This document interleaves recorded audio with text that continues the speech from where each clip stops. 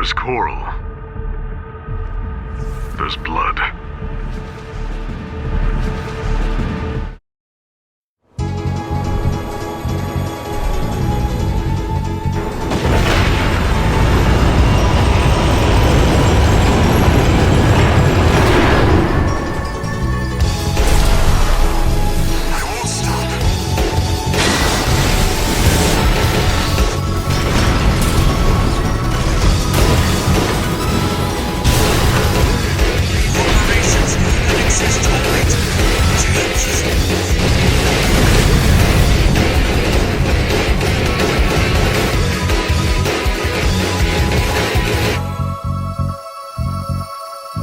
So for you returning viewers, you'll notice this is quite the deviation from my normal video.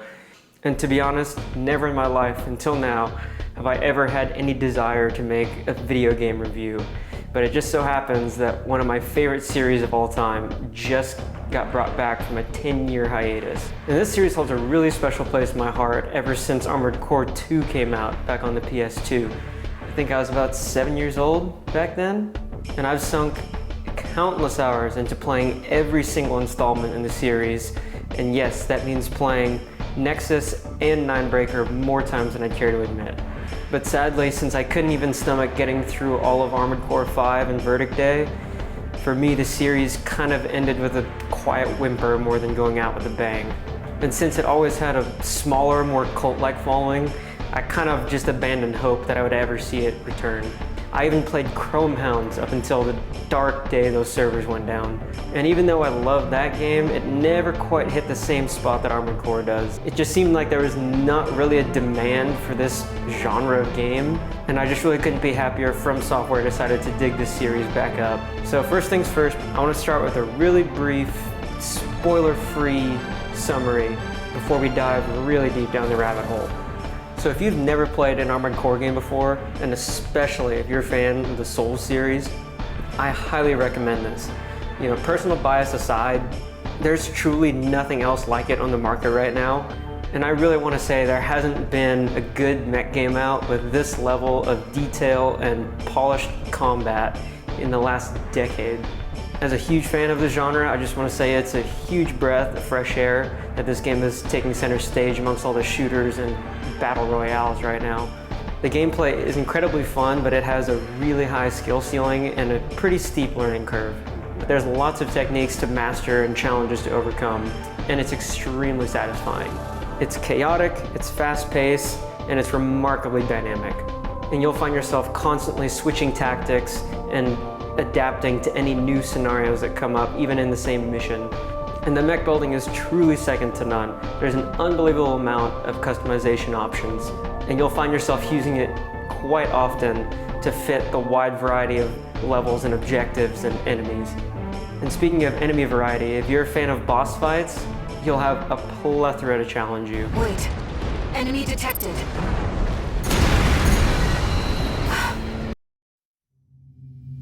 And you can definitely see the effort by the development team done to make every encounter, every boss fight, every scenario unique and memorable. And each encounter and each enemy is difficult, but there's always an exploitable weakness. And by providing you with learnable attack patterns and eventually predictable enemy behavior, it still makes for a fair experience. And there's also a ton of replay value to boast. It features a story with multiple branching paths, and you'll have to play through it several times to get all the possible endings. And each branch you play through reveals a different part of the story and a little bit more about each character or faction. And overall, it's a really mysterious, dark world, and there's a ton of lore to explore at your own pace. It never spells out for you exactly what's going on at any given time, and so I kind of really enjoyed putting all the pieces together across my multiple playthroughs and kind of piecing together for myself little parts of the mystery as I went along. But if you're a returning fan like me, you might have some gripes with a lot of the changes they made to alter the core gameplay, such as the implementation of a checkpoint system, this new stagger system, the neutering of aerial builds, and kind of removal of long distance engagements altogether, so they can kind of push this huge emphasis on close range combat. But ultimately, I found these changes okay to live with once I got past the initial shock. because I was still able to enjoy the game thoroughly. Yeah, I wouldn't go so far as to say the game lost its identity, but yes, there were some significant changes to the game's formula. So if you're looking for a purely classic Armored Core experience, or just kind of a next-gen reboot of the series, you might be disappointed in that regard.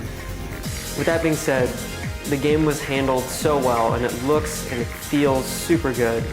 So in my opinion, it's still a very welcome entry to the series, despite being a bit of a departure from the classic formula. And I realize the bar is very low with this next statement, but this game basically achieves the impossible for a AAA developer right now. Get a load of this. No live service, no loot boxes, no season pass, and get this, the game is complete at launch. There's no game-breaking bugs, there's no apparent lack of polish or player testing, and there's no lack of content with the post-launch roadmap to get the game to an enjoyable state. Let's be real, that is unheard of nowadays, so it kind of deserves its own merit. All in all, I wouldn't say it's a perfect game, as I do have some complaints, but they are mostly as a returning fan to the series. And trust me, we will dive into those. But nonetheless, it is a phenomenal game. And at the end of the day, I was still able to sink hours playing through it multiple times. And I'm happy to say Armored Core really is back and it looks better than ever.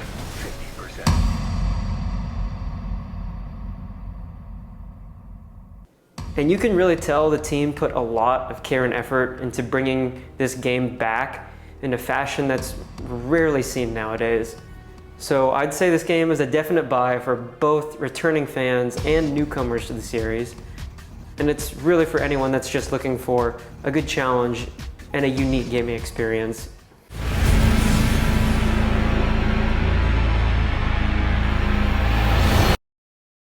So from now on, we are going to dive a little bit into the rabbit hole, so be warned, there will be spoilers. I'll try not to give away too much. So first things first, let's get the veggies down, and we'll take care of most of my critiques up front. And keep in mind, as a new player, these probably won't even hold any water for you. The movement mechanics do share some carried over elements from Armored Cores 4 and 5, but for the most part, it does feel unlike any other game in the series. So while the different feel might take some getting used to, it's fast, it's fluid, and the control, in my opinion, is the best it's really ever been. And that's been something the series has historically always struggled with. And that's mostly because you always had to balance so many weapons and movement abilities. And so they did simplify the controls a little bit. So you still have your basic glide boost, your vertical boost, your directional quick boost, and your overboost is now just called assault boost. It's nowhere near the speed of Armored Core 4, which a lot of people will love. But for players like me who like Armored Core 4, I just thank God you're not dragging your ass along with the ferocity of a snail on ketamine like an Armored Core 5. So admittedly, I was a little disappointed with how the new energy system works. Rather than recovering energy at a constant rate based on your generator's output, instead there's now a short delay between energy consuming actions. And on top of that, your energy recharges much faster when your AC is grounded. I'm not sure if there's a lore explanation for this, but it definitely took me some brain wiring to adjust to. And to be honest, it is a little bit limiting. I found that most primarily aerial focused builds are not useful. Even though you can have quadruped builds with a hover function built in, and reverse joint legs now just give you insane jump height. No matter what, you're still gonna find yourself touching down pretty often to recover your energy. And that really doesn't matter how good your generator is or how low your resting energy consumption is. Where, as opposed to in previous games where you could kind of just stay in the air perpetually if you have the right AC and you paced your energy out right. And especially in the early game, this can definitely feel very limiting. I found myself avoiding using too many energy weapons, and believe me, you're gonna want to use them because a lot of these new ones are cool as hell.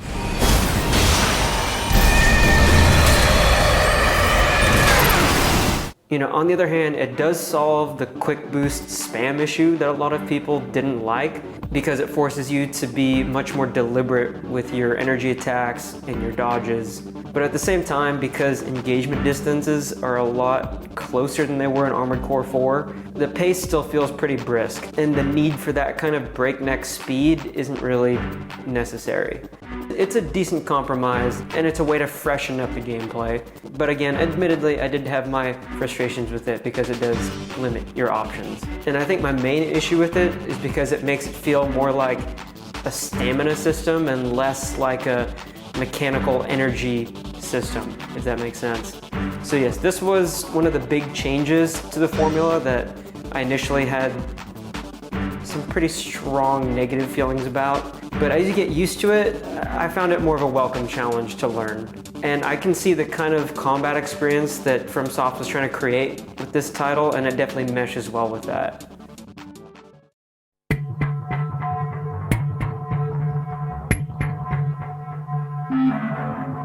So the most significant change they made is introducing this new Stagger system, which is parallel in energy with what you have to manage. So they did simplify the overall game formula. So Primal Armor is now just reduced to a limited use ability. Heat accumulation takes a backseat, and ECM is basically non-existent. I feel like that was all kind of to make room for this new Stagger system. And so the way it functions is your AC now accumulates stress to its attitude control system, and the stress builds from any source of impact. A high impact direct hit or even cumulative stress from a barrage of smaller attacks will fill up this stress meter, and when it maxes out, your AC just kind of shits bricks in error 404s for a couple seconds while also taking increased damage.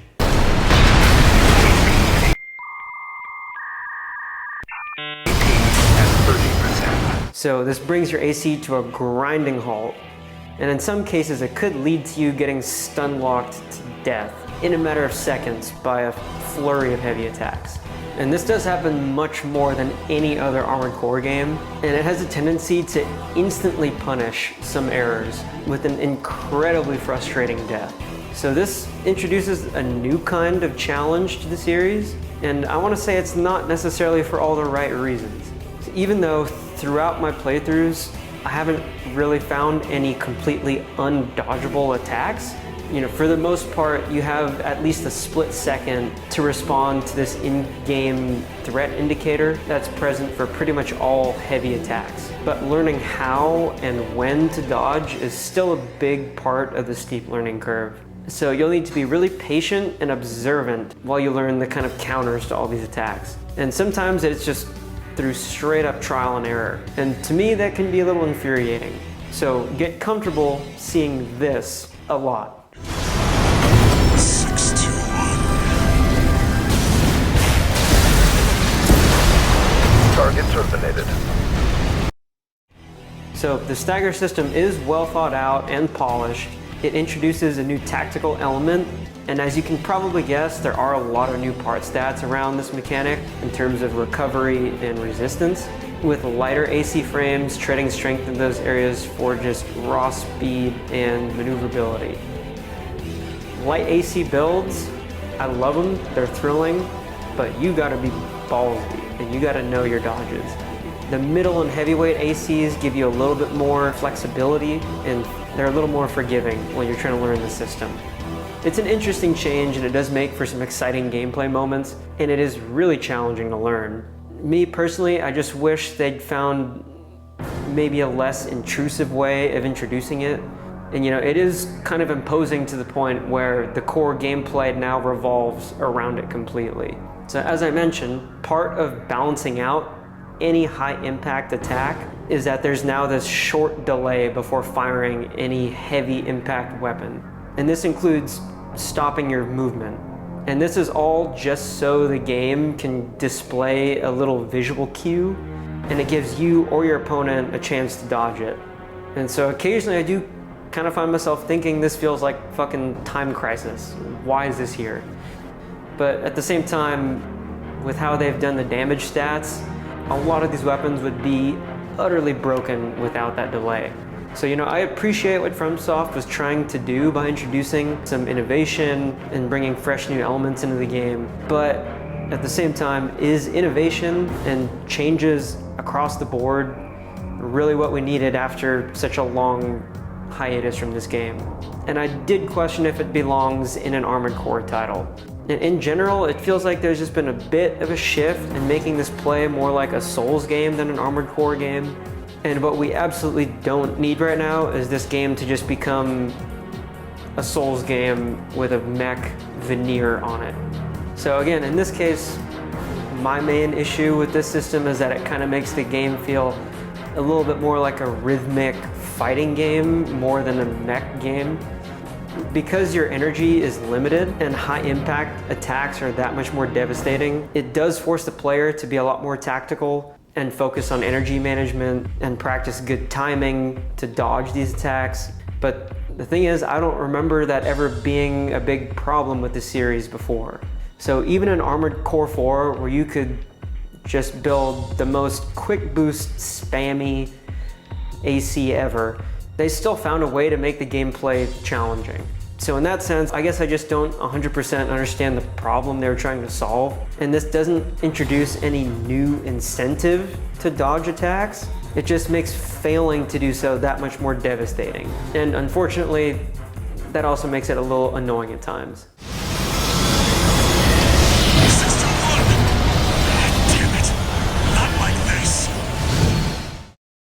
All in all, I don't think it's a bad system by any means, and I'd be lying if I said I didn't enjoy mastering it. I just question whether it was wanted or needed in an Armored Core title. And as a returning player, it's a massive departure from how the game felt and played. So if you're looking for a true to its roots, classic Armored Core experience, you won't necessarily find that here. But despite my personal gripes with it, what it does offer in return is a well thought out and challenging combat loop. But this time around, there seems to be a much heavier emphasis on close range combat. So sniper weapons are entirely removed, and melee weapons are given godly amounts of damage, although they do have some pretty epic effects and animations.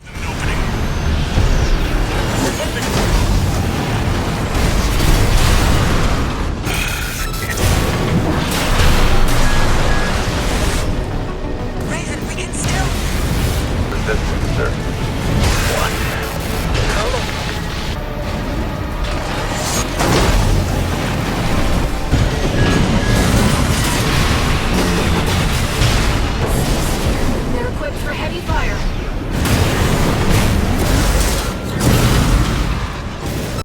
Oh! Somebody! Oh! He needs some milk! And like I mentioned, aerial combat is limited. Projectiles will now completely ricochet off targets if it's out of their effective range. And FCS targeting has on average, much shorter distance. And overall projectile speeds are just lower across a whole range of weapons. But I'm kind of scratching my head at the fact that they didn't let you hold a melee weapon in your right hand as well. You know, you can tell they put a ton of time into designing all these awesome new melee weapons.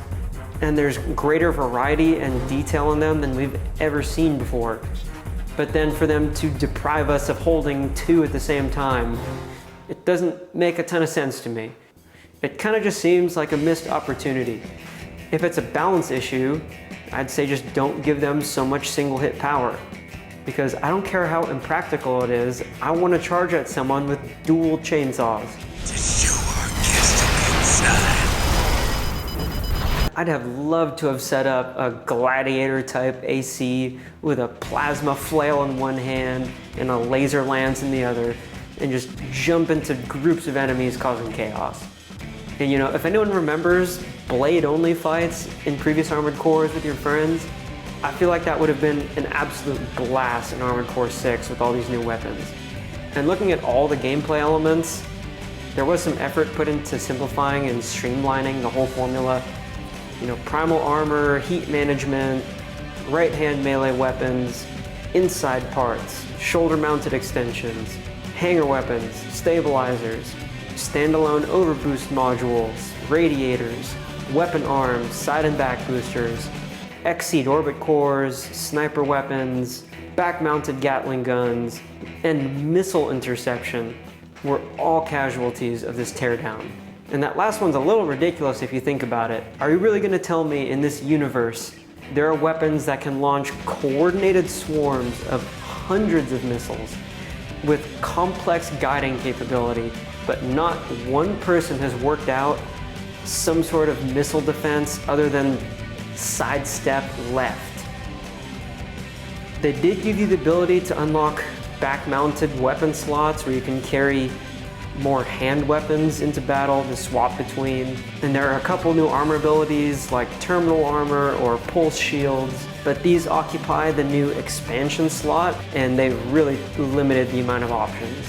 So assault armor is no longer an inherent ability, and it's now one of the abilities that takes up that expansion slot. But on the other side of the coin, the most welcome new addition is the inherent capability of every AC to have some sort of melee attack independent of their melee weapons. So instead of combat just completely stopping when you run out of ammo, which to be honest rarely seems to happen anyways because your ammo reserves are great and there's really frequent supply points, you can still attack with your bare hands, which makes me wonder why this was never done before. And the coolest of these new attacks is the overboost kick. And this allows you to permanently imprint your foot on an enemy's face with so much force and knockback, Leonidas would be jealous. And I promise you, there is nothing more hilarious than charging at a helpless MT and just kicking them off a cliff. And there's nothing more satisfying than beating a stubborn boss and sending him into oblivion with a light speed kick to the face.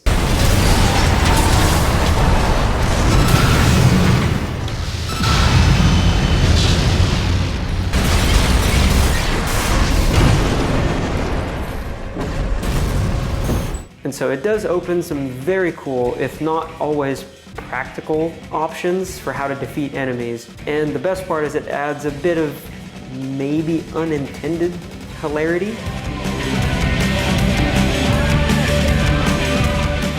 What I think this game could have 100% done without is this new repair system they added. And I could not for the life of me figure out why. The decision was made to implement a bank of limited on-the-go repair charges instead of just having all your health in a pool from the start like every other game. It just feels like a really unnecessary thing to manage, and it creates a problem where there wasn't really one before. It's almost like they wedged this in last minute in an attempt to vary up the gameplay a little bit more, but it just doesn't make a whole lot of sense to me. All the decisions they made to simplify the gameplay, but then they throw in management of this repair mechanic, and it really doesn't add that much. It almost just feels like bringing health potions into the game, and I don't know why it's here. It's almost just a cheap way of making missions or engagements feel a little bit longer. It's not a particularly difficult thing to manage, and I wouldn't say it adds any real depth to the gameplay. It's more of just a nuisance, an unnecessary, tedious inconvenience. However, I'll cut it some slack because it's not overly invasive, and it's a little more than just being an inconvenience.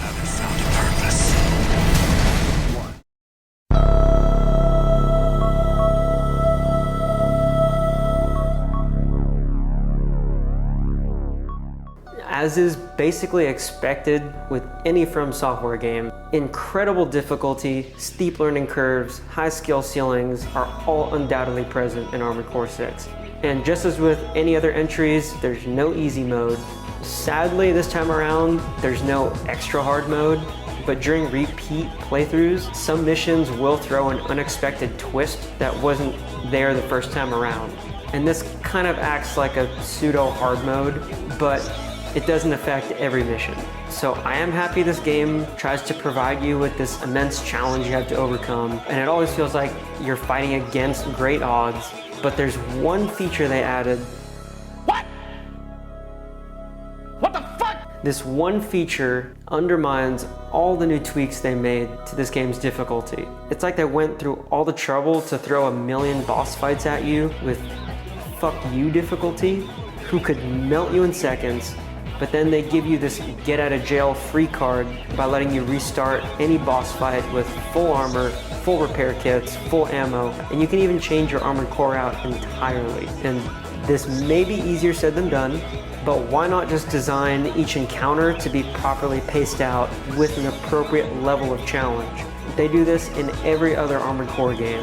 I don't understand why every boss needs to have the ability to melt you in seconds, which forces the need for this checkpoint system in the first place. So the problem here is the focus of the game becomes overcoming very specific encounters within a mission as opposed to the mission as a whole. So in older games, you had to manage your health and ammo throughout the mission with great care just so you can arrive at certain encounters in a position to exceed. The difficulty came from the mission as a cohesive experience, not just from the final boss fight in it. A lot of longer missions came down to just being battles of attrition, which needed to be well prepped for and approached methodically. So that made part of the challenge coming up with a great AC loadout, a good strategy, and then executing it precisely. And sure, there were missions where all the challenge was just a boss fight, but that just added to the level variety. It wasn't the entirety of the game. Like, does anyone remember 9-Ball?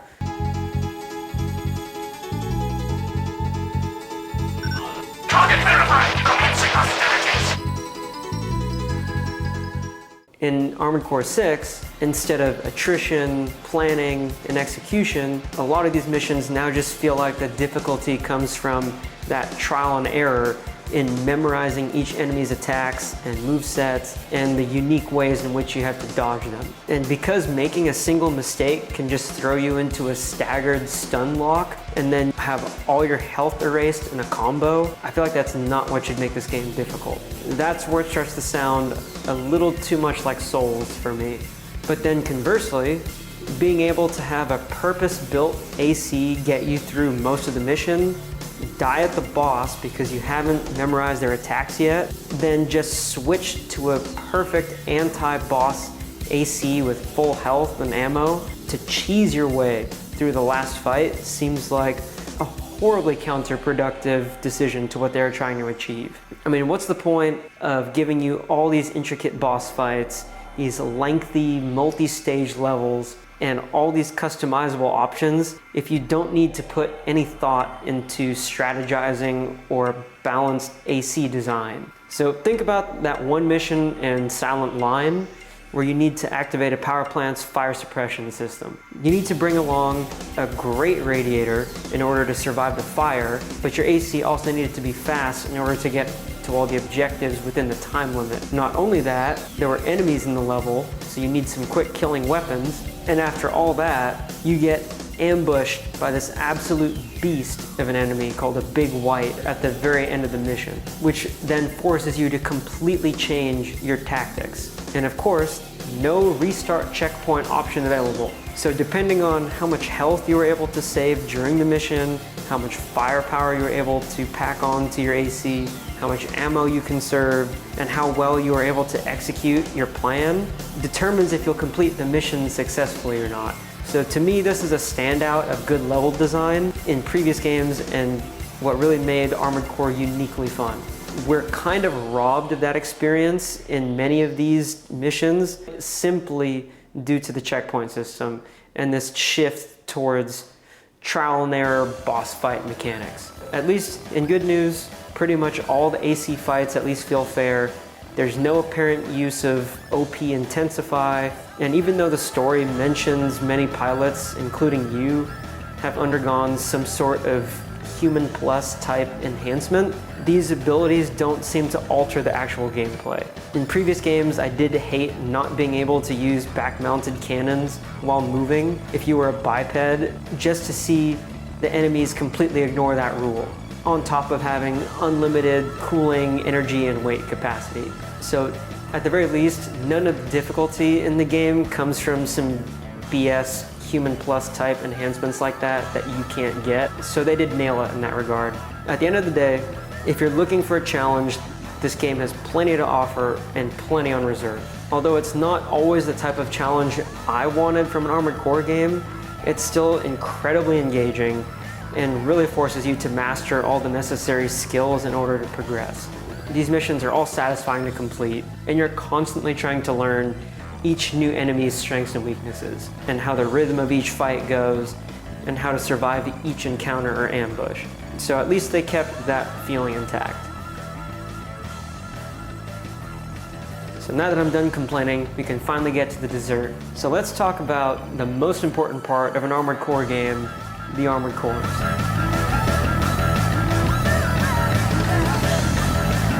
So this game absolutely delivers on giving you a varied arsenal and a plethora of parts to choose from. And you're gonna spend hours in the garage comparing stats for all these parts, debating trade-offs until you've hit that perfect balance. So I wouldn't say the part selection is enormous, in part because many of the categories were trimmed back, and this is the first entry in a new generation with all new parts. That's kind of excusable. But what's there is gorgeous and well implemented. I was worried at first the selection felt a little sparse, but that's just because a significant portion of the parts aren't able to be purchased through the AC shop. There's a multitude of ways to earn parts, by finding hidden ones in missions, climbing through arena ranks, clearing special difficult missions, defeating hidden enemies, and even just by participating in the tutorial.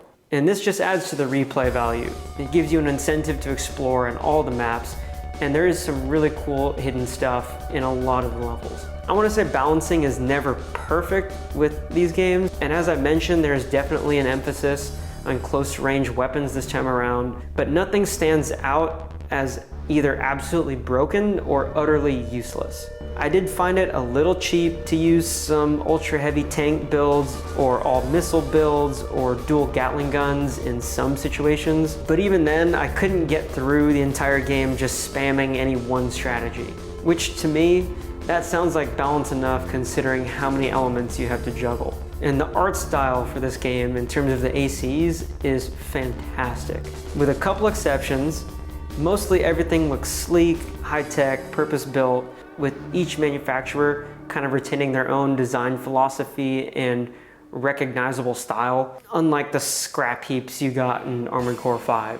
A lot of the parts just look like souped-up versions of parts from previous games, which is done really well, and this really looks next-gen. Armored Cores have never been prettier. Nearly every scene in every cinematic is like a painting, and you can tell the art team put a lot of heart into making this feel special and next level.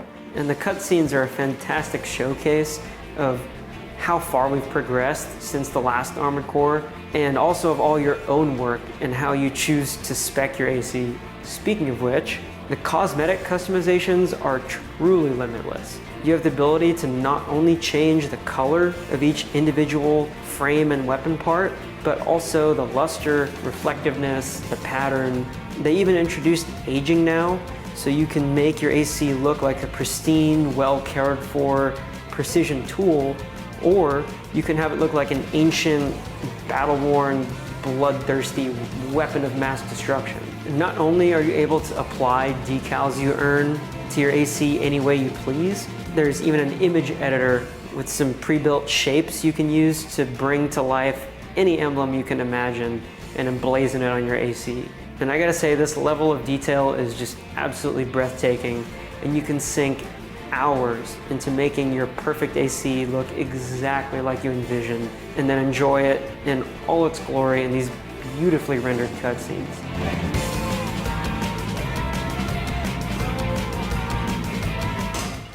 Oh, damn,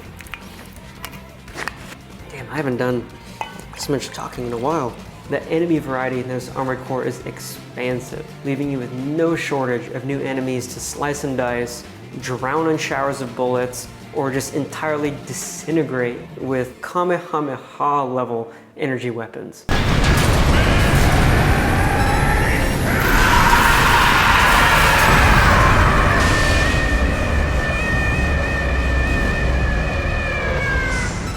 Of course, there are handfuls of generic MT models that just flood a lot of levels, but they're always accompanied by endless varieties of tougher targets you need to figure out counters for, which always keeps you on your toes. I never once got bored because it felt like I was just mowing down hordes of the same enemies over and over.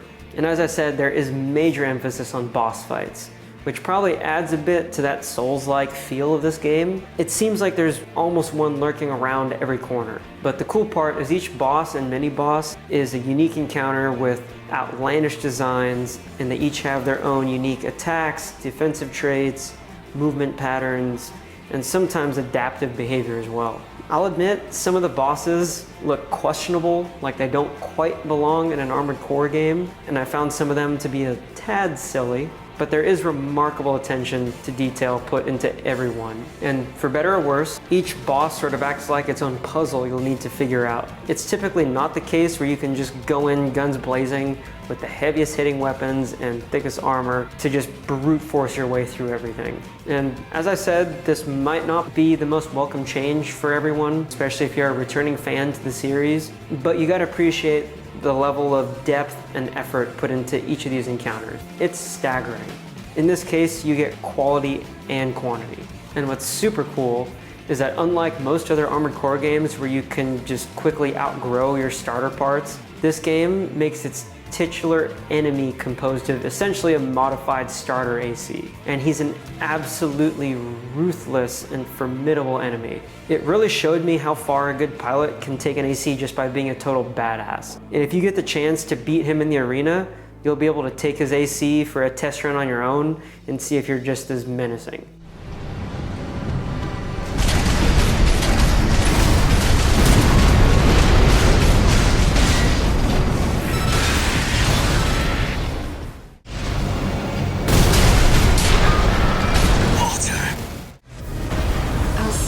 With your brainwaves and maintain contact to support you. 50%.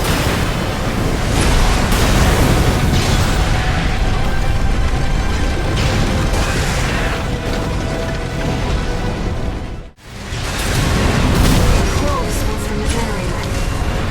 This is no ordinary machine. Be careful, Raven. That machine was created by a bunch of mad scientists.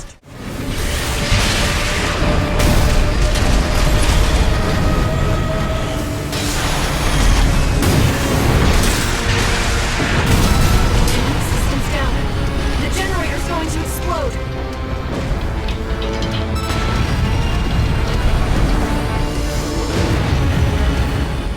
Focus the system.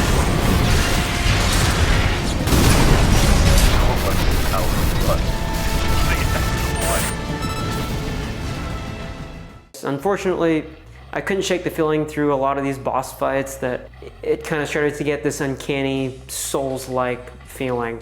And while the Souls games are great in their own right, I had hoped the AC series would remain slightly more true to its roots instead of the two starting to merge together.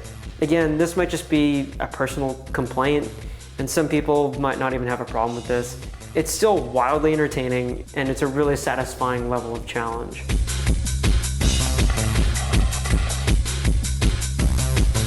And luckily, in terms of level design, there's a ton of quality and quantity here as well. You've kind of got a sampler platter of everything. You got your kill everything and cause mass destruction missions, your escort or defend a target type missions, eliminate high value target, investigate an unknown area, recover data, disarm something. Even a stealth mission's thrown in there, and for some reason it's in broad daylight and none of the enemies can detect you outside of 30 feet, but that's a small kerfuffle. And there's a great mix of wide open levels, claustrophobic corridors, cities and industrial sites with lots of platforms and verticality, or just wide, flat open plains, and there's lots of unique boss fight rooms. And each level requires different tactics due to the multitude of combinations of different enemies and environments. And there's plenty of things that are going to surprise you during your playthroughs and shake things up. So in their level design, I think they hit it out of the park, even down to the classic sortie briefings. And because the level and enemy variety is so good, it doesn't feel like a chore, even though you'll likely end up replaying the same missions several times just to get all the different endings.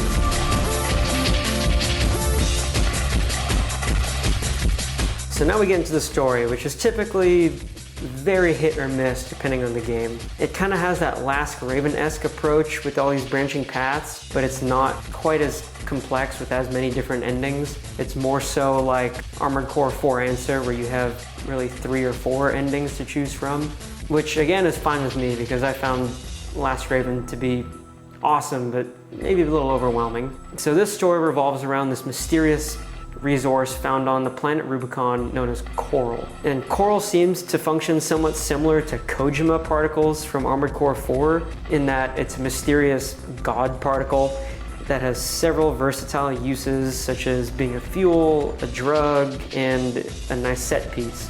However, and this is where it gets a little soulsy again, it's revealed that this coral also has the ability to store and transmit data. And later on, you also find out it can contain some sort of spiritual living force. So it's kind of like if the ancestors from Mulan could also be used to fill up your gas tank when you get low, or snort when you finish your last 8-ball. And there are allusions and implications as to the true nature of the coral scattered throughout the game, and mostly in the form of hidden logs and journals, but it's left mostly ambiguous in that very classic FromSoft fashion. And of course, this is central to any Armored Core game. You got your ultra valuable resource and your warring corporations fighting over control over it. This time, your typical greedy corporations are made up of 2 massive conglomerates competing for control called Arquebus and Balaam. And each group has their own stable of AC pilots, all of which you'll get to know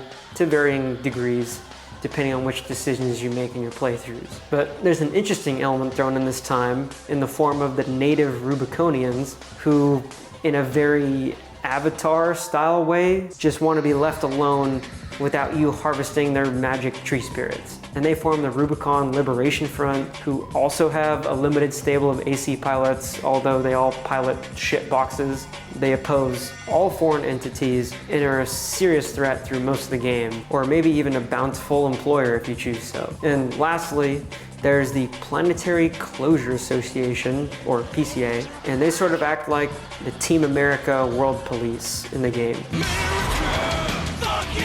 They come in guns blazing to tell everyone to sit down while they take all the ancient Rubiconian technology for themselves. But the twist is, this time, not only do you have 4 of these warring factions to kill or side with, you also have 3 voices in your head trying to influence you. You have your not-so-classic handler named Walter, who has hidden agendas of his own. And the real twist here is the introduction of Allmind, the much more devious equivalent of Raven's Nest or Nerves Conquered. So if the foreshadowing name and their cryptic dialogue doesn't give it away already, you'll definitely notice there's something a little off about Allmind. Their dialogue drops some maybe not so subtle hints throughout the game as to what they're up to, but you have to continue playing through the game a few times to completely figure it out. And eventually you'll discover that they play a pretty significant part in the story, and eventually they kind of become the ultimate antagonist of the game in a way. And lastly, at some point in the early game, your character gets a massive dose of coral, which somehow connects you to a spirit within it named Ire. And she too has her own wishes and tries to steer you to make certain decisions throughout the game. So not only do you have these 4 factions and 3 operator type characters that offer something of value and are trying to fight for your soul, and in times I genuinely felt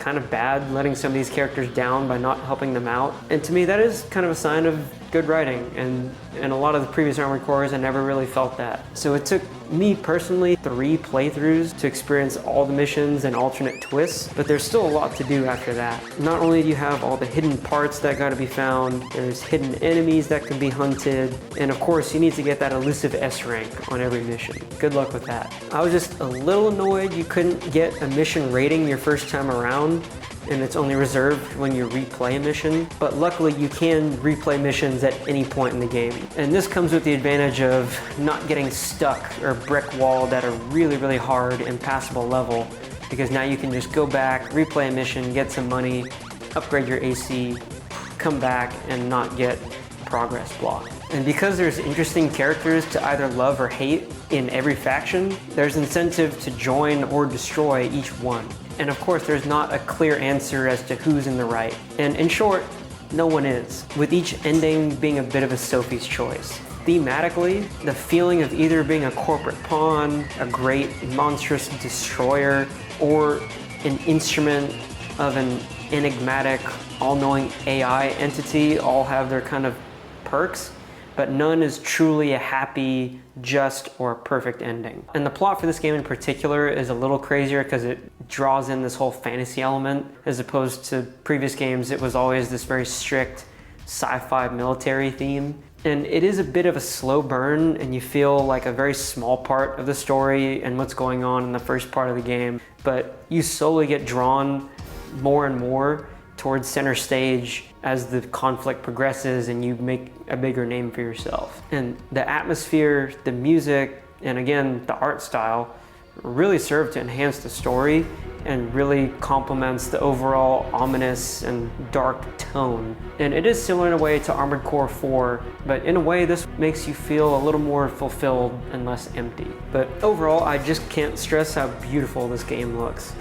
And it's not just the ACs, but it's also the environments and these beautiful vistas you get to experience too. And it's really important that they showed restraint and that the music isn't overdone. It seems pretty appropriate for whatever is going on screen and whatever you're doing. And that goes from the subtle atmospheric menu music to the total lack of music and some of these tense exploration sections to the crazy inspirational grand swells of music that come on during these epic boss fights. So there are a few standout tracks, but for the most part, the music is just kind of there in the background to add to the ambiance. And it never feels overpowering for what's happening on screen. And they could have gone way over the top with it, but I'm pretty happy they showed some restraint. And it's not the most groundbreaking story you've ever heard, but there are some definitely memorable moments, especially near the end missions where everything just comes together and makes just an absolutely epic scene, and honestly it's kind of an emotional experience.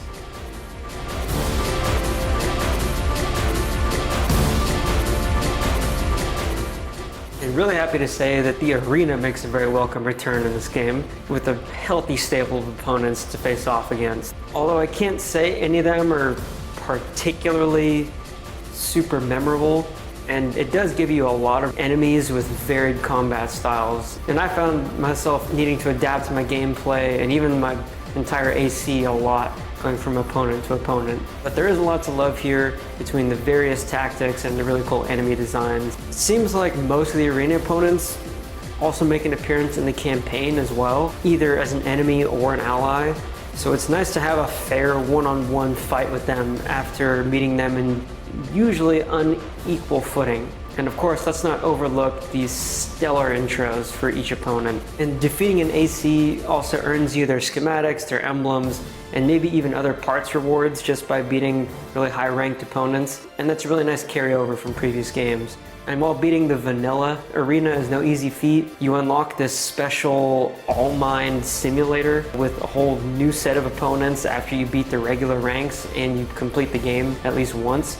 And again, through a lot of All Mind's dialogue during this, it kind of hints at something devious cooking behind the scenes as it learns from your fights and accumulates all this combat data, and it's constantly improving the ACs that it throws at you. And so there is a very neat tie-in to the story at the end of the game. Unfortunately, you don't get some kind of special arena where you could do tag teams at the end, but these simulator opponents are really interesting in their own way. The only feature I really miss is that replay button. I used to love rewatching all these epic fights from a spectator point of view, or even from the enemy's point of view, just to see how I can change my playstyle to be more oppressive or harder to counter. You know, just reliving the rush of some of these epic fights was something I always liked to do. But in the grand scheme of things, that's really not a major complaint. All things considered, this is an awesome game. There's a lot to love here, and it is very niche. Not everyone is going to love it. It's extremely difficult, and it does offer a unique challenge, but if you're willing to put the time in to learn the game and the mechanics, it offers a really, really cool, unique gaming experience, and you just really can't see it anywhere else on the market right now. And again, it's extremely well done. The developers brought back a seemingly dead series and did it in the right way. They handled it well, they put a lot of care into it, and you know, it is impossible to please all the fans of this series. If you stick to the tried and true formula, or you try something different, you're always going to piss someone off. And honestly, I think they made some pretty ballsy moves. In my opinion, I think it paid out for them. And I think it's a freaking awesome game, and I had a ton of fun. I had even more fun just going back through multiple playthroughs, gathering footage once I decided to make this video. It's such a sublime gaming experience. I can't recommend it enough. And you know, I think this game deserves a lot of kudos just because not a lot of other AAA developers are willing to take risks like FromSoft did with this game. And you know, I really hope this sets a trend and shows people that this old school type of game can still be successful in today's market. You know, fuck, this just puts a giant middle finger in the face of all these live action business models, and it really shows that nothing compares to just putting your money down and getting exactly what you pay for.